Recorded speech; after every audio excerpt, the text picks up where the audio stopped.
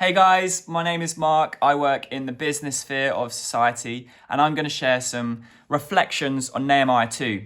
Now, what I love and what I see in Nehemiah is an entrepreneur. And there's a podcast that I've loved listening to over the last year called How I Built This. And Guy Raz, the podcast host, brings on guests who are entrepreneurs. He brings on people like Brian Chesky from Airbnb, and he asks them, how did you build it? How did you do it? And he unpacks the characteristics of the entrepreneur. And what I want to do is very quickly unpack some of the characteristics of this entrepreneur, Nehemiah. This entrepreneur in Nehemiah 2, who goes from being a cupbearer to a wall builder. He goes from being an employee to an entrepreneur, a bearer to a builder. It's really cool. And I just want to, pick out those characteristics. Number one, he has a conviction.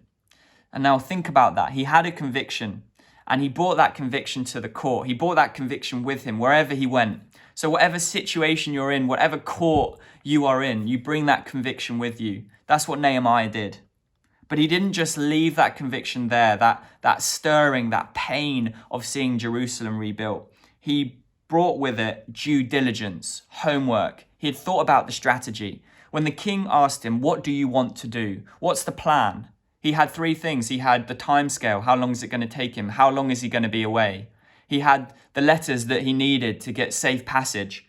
And he had the materials. He knew the people who would provide him with the materials to complete the job that he was setting out to do. So he did his due diligence. He did his homework. But the third thing is he had the Holy Spirit at every point in that journey, from going from being a bearer to a builder.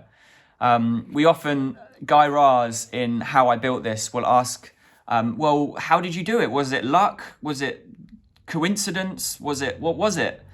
And often they will say, oh, it was luck, or it was, a mix of these things. But I think with Nehemiah, in every situation, obviously he has his conviction and due diligence, but God put it in his heart. God put it in his heart. That's an amazing verse in Nehemiah 2. God put this in my heart. And at every stage he does pray, which I love. So what's the kind of prayer here? What's the application here? You might be an employee. You have a job. What I want you to think about is, how can I go from being just a bearer, an employee with a job description, to being a builder, an entrepreneur with a conviction for my life? What is that thing?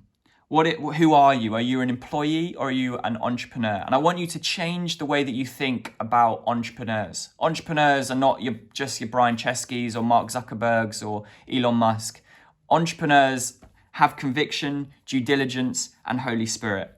And Nehemiah is the perfect person to delve into.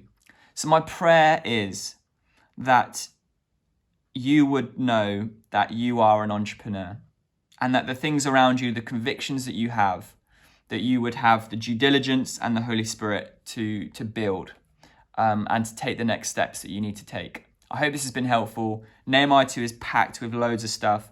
There's way more to be said, but I hope you've got a lot out of it. Thank you.